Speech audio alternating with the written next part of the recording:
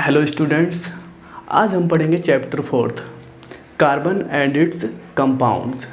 जैसे कि हम जानते हैं कार्बन एक नॉन मेटल होता है जिसकी एग्जिस्टेंस हमारे अर्थ क्रस्ट में 0.02% होती है, जो हमें कार्बोनेट्स, पेट्रोलियम या फिर कोल की फॉर्म में हमें मिलता है अर्थ क्रस्ट से। और एटमॉस्फेयर में इसकी एग्जिस्टेंस 0.03% होती है, जो हमें कार्बन डाइऑक्साइड की फॉर्म में हमें मिलता है। अगर इसकी परसेंटेज हम देखते हैं तो हमें ये पता लगता है कि कार्बन की एग्जिस्टेंस हमारे अर्थ क्रस्ट में और हमारे एटमॉस्फेयर में बहुत ही कम है। लेकिन बात यह आ जाती है कि बहुत से एलिमेंट्स हैं, हम कार्बन्स को ही क्यों पढ़ते हैं। तो हम कार्बन को इसलिए पढ़ते हैं क्योंकि कार्बन जो है लार्ज नंबर ऑफ कंपाउंड्स बनाता है। जैसे कि जितनी भी चीज़ें हम अपने आसपास देखते हैं, जिन्हें हम यूज़ करते हैं, कुछ भी हो सकती हैं, क्लोथ्स, मेडिसिन्स, रबर, कुछ भी चीज़ें वो कार्बन से बनी हुई हैं, कार्बन कंपाउंड से बनी हुई हैं। जितने लिविंग थिंग्स हैं, प्लांट्स एंड एनिमल्स हैं, सब कार्बन से बने हुए हैं। इवन कि हमारी बॉडी भी कार्बन कंपाउंड की बनी हुई है। तो कार्बन कंपाउंड जो है हमारी डेली लाइफ में एक इम्पोर्टेंट रोल प्ले करता है, इसीलिए हम कार्बन और कार्बन कंपाउंड्स को पढ़ते हैं। तो ये जो चीज़ें मैंने आपको बताई और आपने मान ली, लेकिन साइंस कहता है कोई ऐसा टेस्ट बताओ, कोई ऐसा एक्सपेरिमेंट बताओ जिससे ये कंफर्म हो कि जो चीज़ें हैं वो कार्बन कंपाउंड से बनी हुई हैं। तो मैं आपको एक एक्सपेरिमेंट बता रहा हूँ कि जैसे कोई भी चीज़ होती है, मतलब कोई भी कार्बन कंपाउंड आप ले लेते हैं और उसको in the presence of oxygen जलाते हैं, तो क्या होगा, उसमें से कार्बन डाइऑक्साइड गैस रिलीज़ होगी।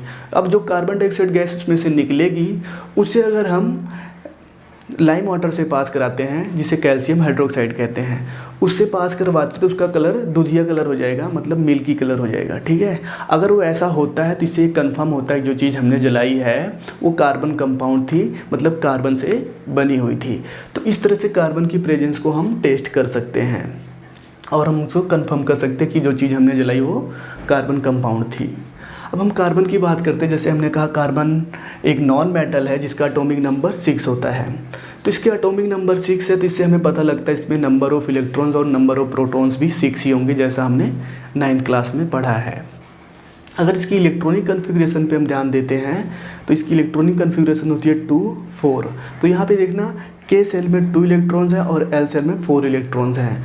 मतलब जो आउटर मोस्ट सेल होता है उसमें जितने इलेक्ट्रॉन होते हैं उससे हमें उसकी वैलेंसी का पता लगता है। तो इससे हमें पता लगता है कि कार्बन की वैलेंसी 4 होती है, इसलिए इसको टेट्रा वैलेंट भी कहते हैं। और एक चीज़ आपको ये भी पता होगी, जो आउटर मोस्ट सेल होता है उसमें जो इलेक्ट्रॉन्स होते हैं वही बॉन्डिंग बनाने में, मतलब कंपाउंड्स बनाने में रोल प्ले करते हैं। ठीक है, तो ये चीज़ें आपको पता होगी।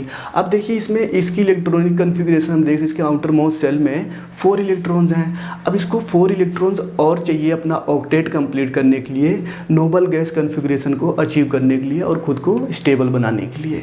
तो ये क्या करता है, अपने को स्टेबल बनाने के लिए क्या करता है, शेयरिंग ऑफ इलेक्ट्रॉन्स करता है। मतलब ये शेयरिंग करता है और कोवलेंट बॉन्डिंग की फॉर्मेशन करता है।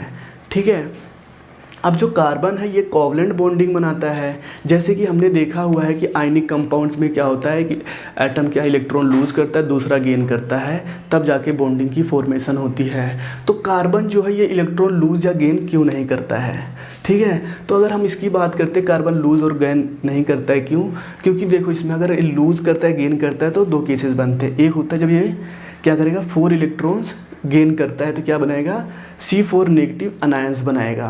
अगर C4 नेगेटिव अनायंस बनाएगा तो जैसे कि हमने देखा इसमें 6 इलेक्ट्रॉन्स ऑलरेडी हैं, और इफ 4 इलेक्ट्रॉन्स और ले लेता है तो इसमें 10 इलेक्ट्रॉन्स हो सकते हैं। मतलब इसमें नेगेटिव चार्ज बढ़ जाता है, जो न्यूक्लियस को मैनेज करना मुश्किल होता है। इसलिए क्या करता है, ये इलेक्ट्रॉन्स गेन नहीं करता है। अगर ये 4 इलेक्ट्रॉन्स लूज़ करता है तो क्या बनाएगा, C4 पॉजिटिव कैटायंस बनाएगा। अब देखो इसको 4 इलेक्ट्रॉन लूज़ करने के लिए बहुत सारी एनर्जी की ज़रूरत पड़ेगी, जो इसको खुद से नहीं मिल पाती है।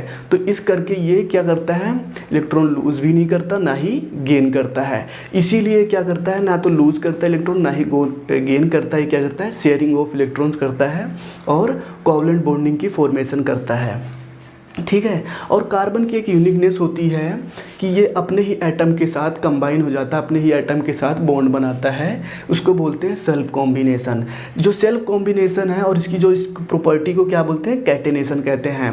मतलब कि एक कार्बन एटम दूसरे कार्बन एटम के साथ ही कंबाइन हो जाता है, उसकी कार्बन की जो एक प्रॉपर्टी है उसको क्या बोलते हैं, कैटेनेशन कहते हैं।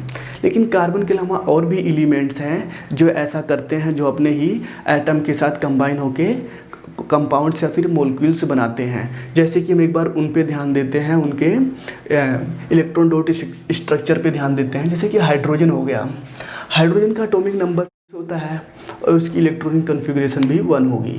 तो देखिए हाइड्रोजन के पास एक इलेक्ट्रॉन होता है, तो क्या करता है, दूसरे हाइड्रोजन एटम के साथ क्या करता है, इलेक्ट्रॉन्स को शेयर करता है। तो ये देखोगे आप यहाँ पे, ये जब शेयर करेगा तो एक गोले में 2 इलेक्ट्रॉन्स आ गए और इसके भी इस तरह से, तो इस तरह से स्टेबल हो जाता है। और हीलियम जो नोबल गैस होती है उसकी कॉन्फ़िगरेशन को अचीव करता है और स्टेबल हो जाता है। ठीक है। तो इसमें देखना 2 इलेक्ट्रॉन्स मिलकर एक सिंगल बॉन्ड बना रहे हैं। ठीक है। तो मतलब सिंगल बॉन्ड की फॉर्मेशन हो रही है, सिंगल पेयर ऑफ इलेक्ट्रॉन्स जो हैं इसमें पार्टिसिपेट कर रहे हैं। ठीक है। और दूसरा एग्जांपल देखते हैं, जैसे ऑक्सीजन है, ऑक्सीजन का एटॉमिक नंबर होता है 16। अगर इसका एटॉमिक नंबर 16 होता है तो इसकी नोबल इलेक्ट्रॉनिक कॉन्फ़िगरेशन क्या हो जाएगी, 286 हो जाएगी। तो मतलब इसके जो आउटर मोस्ट सेल है उसमें 6 इलेक्ट्रॉन्स हैं। तो आप यहाँ पे देखिए इसमें 6 इलेक्ट्रॉन्स मैंने ड्रॉ कर दिए हैं। अब देखना है क्या करेगा, इसको 2 इलेक्ट्रॉन्स और ज़रूरत होगी, 2 इलेक्ट्रॉन्स, ताकि अपना ऑक्टेट कंप्लीट कर सके, नोबल गैस कॉन्फ़िगरेशन को अचीव कर सके। तो ये क्या करेगा, दूसरे ऑक्सीजन के एटम के साथ क्या करेगा, ये अपने इलेक्ट्रॉन शेयर करेगा। तो इस तरह से देखोगे आप, एक सर्कल में 8 इलेक्ट्रॉन्स हैं और इस एक सर्कल में 8 इलेक्ट्रॉन्स हैं। तो यहाँ पर देखना dual pair of electron share हो रहे हैं, मतलब 4 इलेक्ट्रॉन शेयर हो रहे हैं। तो देखना यहाँ पे डबल बॉन्डिंग हो रही है क्योंकि यहाँ पे 2 पेयर ऑफ इलेक्ट्रॉन शेयर हो रहे हैं। ठीक है। दूसरा एग्जांपल देखते हैं, नाइट्रोजन हो गया। नाइट्रोजन का जो एटॉमिक नंबर होता है 7 होता है। अगर इसकी इलेक्ट्रॉनिक कॉन्फ़िगरेशन देखते हैं तो होती है 2 और 5। ठीक है। तो इसका जो आउटर मोस्ट शेल होता है उसमें 5 इलेक्ट्रॉन्स होते हैं। तो देखना यहाँ पे मैंने 5 इलेक्ट्रॉन्स इसके ड्रॉ कर दिए हैं और इसके भी साइड में ड्रॉ कर दिए हैं। अब ये शेयरिंग कैसे करता है, इसके पास 5 इलेक्ट्रॉन्स हैं, ये दूसरे नाइट्रोजन एटम के साथ 3 इलेक्ट्रॉन शेयर करेगा और ये भी 3 इलेक्ट्रॉन शेयर करेगा। इस तरह से अपना ऑक्टेट कंप्लीट करेंगे। तो आप यहाँ पे देखोगे 3 पेयर ऑफ इलेक्ट्रॉन्स क्या हैं, पार्टिसिपेट कर रहे हैं, एक दूसरे के साथ शेयरिंग में आ रहे हैं। तो इस तरह से यहाँ पे ट्रिपल बॉन्ड बनेगा। तो इस तरह से ये बॉन्डिंग की फॉर्मेशन करते हैं। अब हम बात करते हैं अकरेंस ऑफ कार्बन्स की। तो देखिए कार्बन हमें फ्री स्टेट में भी मिलता है और हमें कंबाइन स्टेट में भी मिलता है। फ्री स्टेट में हमें in the form of diamond, graphite या फिर बकमिंस्टर फ्लोरेंस की फॉर्म में हमें मिलता है, जिसे हम C60 भी कहते हैं क्योंकि ये 60 कार्बन एटम से बना होता है, इसलिए C60 से बोलते हैं। ठीक है। तो फ्री स्टेट में हमें कुछ ऐसे मिलता है और कंबाइन स्टेट में हमें कोल, पेट्रोलियम, कार्बोनेट्स, फॉसिल फ्यूल्स या फिर ऑर्गेनिक कंपाउंड्स की फॉर्म में हमें मिलता है।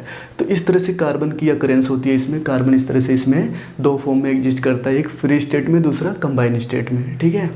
और हम दूसरी बात करते हैं एलोट्रॉप्स ऑफ कार्बन। सबसे पहले हम जान लेते हैं एलोट्रॉप्स क्या होते हैं। एलोट्रॉप्स होता है कि किसी भी एलिमेंट की डिफरेंट फिजिकल जो एग्जिस्टेंस होती है उसे एलोट्रॉप्स कहते हैं। एग्जाम्पल के तौर पे आप रिलेट कर पाओगे, मैं बताता हूँ। जैसे कि वाटर होता है, आप देखते हो वाटर, और आइस होती है, मतलब होता वो पानी ही है लेकिन उसकी एग्जिस्टेंस डिफरेंट होती है, फिजिकल एग्जिस्टेंस जो होती है। तो इस तरह से आप समझ सकते हैं, इस तरह से एलिमेंट की जो डिफरेंट फिजिकल एग्जिस्टेंस होती है उसे एलोट्रॉप्स कहते हैं। अगर हम एलोट्रॉप्स ऑफ कार्बन की बात करते हैं तो 3 एलोट्रॉप्स होते हैं कार्बन के। पहला होता है डायमंड, ठीक है, दूसरा होता है ग्रेफाइट, तीसरा होता है बकमिंस्टर फ्लोरेंस। ठीक है। तो इस 3 इसके एलोट्रॉप्स होते हैं। तो हम एक एक चीज़ की बात करते हैं। पहले डायमंड की बात करते हैं। डायमंड जो होता है इसको हार्डेस्ट सब्सटेंस माना जाता है, ये हार्ड होता है फिजिकल, ठीक है, हार्ड होता है।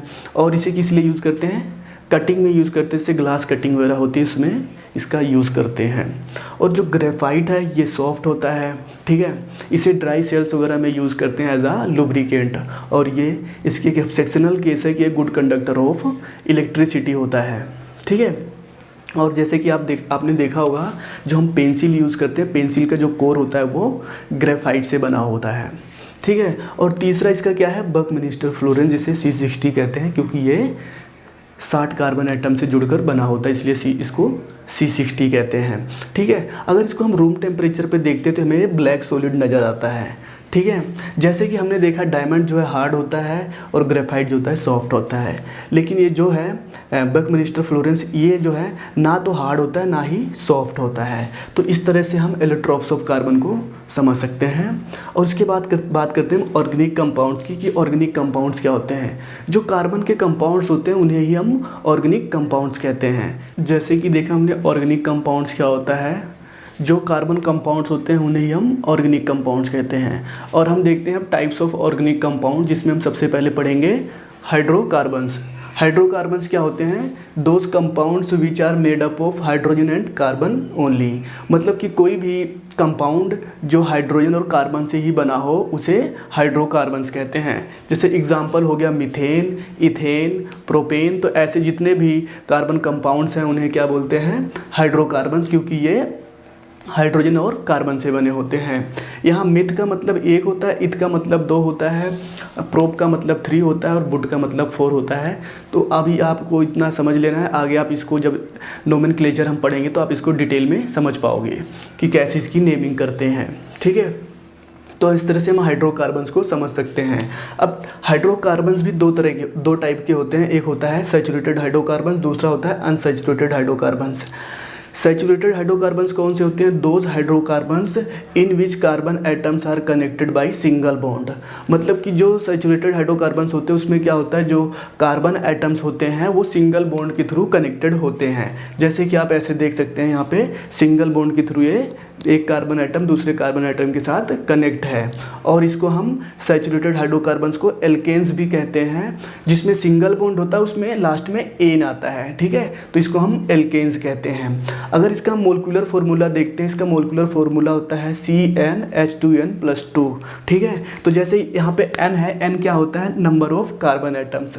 अगर हम n = 2 रखते हैं तो इसका देखना क्या बनेगा, C2H2 × 2 + 2, तो ये हो जाएगा C2H4+2, तो ये हो जाएगा C2H6। तो ये क्या हो जाएगा, ये हो जाएगा इथेन, क्योंकि इसमें 2 कार्बन एटम्स हैं। तो इस तरह से आप इसको समझ सकते हैं और ऐसे आप मोलिकुलर फार्मूला जो है निकाल सकते हैं। तो आप देख सकते हैं ऐसे मोलिकुलर फार्मूला, जैसे आप यहाँ पे देख सकते हैं मीथेन का, इथेन का, प्रोपेन का, बुटेन का। तो इस तरह से आप मोलिकुलर फार्मूला निकाल सकते हैं सैचुरेटेड हाइड्रोकार्बन्स का। दूसरी बात हम करते हैं अनसैचुरेटेड हाइड्रोकार्बन्स, मतलब कि those hydrocarbons which are connected through double bond और ट्रिपल बॉन्ड। मतलब कि हाइड्रोकार्बन्स में जो कार्बन एटम्स होते हैं अगर वो डबल बॉन्ड या ट्रिपल बॉन्ड के थ्रू कनेक्टेड हैं तो उन्हें हम अनसैचुरेटेड हाइड्रोकार्बन्स कहते हैं। और इसमें जो डबल बॉन्ड होता है उनको एल्कीन्स कहते हैं और जो ट्रिपल बॉन्ड होता है उनको एल्काइंस कहते हैं। तो हम इसमें एक बार पहले एल्कीन्स को देखते हैं। इसमें देखना डबल बॉन्ड है, देखना कार्बन एटम दूसरे कार्बन एटम के साथ डबल बॉन्ड के थ्रू कनेक्टेड है, इसलिए इसको हम एल्कीन्स कहते हैं। जिसमें डबल बॉन्डिंग होती है उसमें ईन आता है, और जिसमें सिंगल बॉन्डिंग होती है उसमें एन आता है, और जिसमें ट्रिपल बॉन्डिंग उसमें आइन आता है। तो इस चीज़ का आपने ध्यान रखना है। ठीक है, अब एल्कीन्स की हम बात करते हैं, इसका मोलिकुलर फार्मूला होता है CnH2n। ठीक है, तो इस तरह से आप कैलकुलेट कर सकते हैं। n होता है नंबर ऑफ कार्बन एटम। अगर यहाँ पे हम रखते हैं n = 2 तो हमारे पास क्या आएगा, C2H2+2, तो हो जाएगा C2H4, तो हो जाएगा एल्कीन्स का। तो इस तरह से ये हो जाएगा इथीन का, और इस तरह से किसी भी एल्कीन्स का आप मोलिकुलर फार्मूला कैलकुलेट कर सकते हैं, निकाल सकते हैं। तो इस तरह से आप इसको समझ सकते हैं। और तीसरा होता है जिसमें ट्रिपल बॉन्डिंग होती है, जो कार्बन एटम दूसरे कार्बन एटम के साथ ट्रिपल बॉन्ड के थ्रू कनेक्टेड होता है, उसको क्या कहते हैं, एल्काइंस कहते हैं। तो आपने हमेशा याद रखना, जिसमें सिंगल बॉन्ड होता है उसमें एन लगता है लास्ट में, और जिसमें डबल बॉन्ड होता है उसमें एन लगता है लास्ट में, और जो ट्रिपल बॉन्ड होता है उसमें आइन लगता है। तो इस तरह से आप इसको समझ सकते हैं। ठीक है, तो अब देखना एक कार्बन एटम दूसरे कार्बन एटम के साथ ट्रिपल बॉन्ड के थ्रू कनेक्टेड है। अब इसका मोलिकुलर फार्मूला आप देखोगे CnH2n-2। अगर यहाँ पे n = 2 रखोगे तो यहाँ पे क्या आएगा, C2H2। ठीक है, तो इस तरह से आप इसको कैलकुलेट कर सकते हैं। और एक इसका हो जाएगा इथाइन का, क्योंकि यहाँ पे 2 कार्बन एटम है। ठीक है, आगे जब नोमेनक्लेचर हम पढ़ेंगे तो उसमें आप समझ रहोगे तो इसका नाम कैसे रखते हैं, कैसे हम इसको समझते हैं, इथेन प्रोपेन कैसे इसका नाम रखते हैं। तो इस तरह से आप इनको समझ सकते हैं। और एक इसमें एक वर्ड आता है अल्काइल ग्रुप क्या होता है? The group formed by the removal of one hydrogen atom from an alkane molecule. मतलब जो एल्केन मोलिक्यूल होता है उसमें से अगर एक हाइड्रोजन हम निकाल देते हैं तो क्या हो जाता है? उस ग्रुप को क्या बोलते हैं? हम अल्काइल ग्रुप बोलते हैं। जैसे कि हम मिथेन लेते हैं, जो एल्केन मतलब एन आ रहा है, मतलब जो सिंगल बॉन्ड के थ्रू कनेक्टेड है उनकी बात कर रहे हैं हम। तो जैसे कि यहाँ पर हम मिथेन एग्जाम्पल लेते हैं C4, तो यहाँ पे देखना कैसे ऐसे 4 बॉन्ड के थ्रू कनेक्टेड होगा हाइड्रोजन। अब इसमें से एक हाइड्रोजन हम निकाल देते हैं तो ये जो ग्रुप की फॉर्मेशन हो रही है इसको क्या बोलते हैं? Alkyl group. तो इस तरह से आप एल्काइल ग्रुप को समझ सकते हैं। अब इसमें एक कार्बन एटम है, इसको क्या बोलेंगे? मिथाइल। अगर 2 कार्बन एटम होंगे तो उसको क्या बोलेंगे? इथाइल। और 3 कार्बन एटम होंगे उसको क्या बोलेंगे? प्रोपाइल। तो इस तरह से आप समझ सकते हैं एल्काइल ग्रुप्स को। तो आई होप आपको यहाँ तक समझ आया होगा।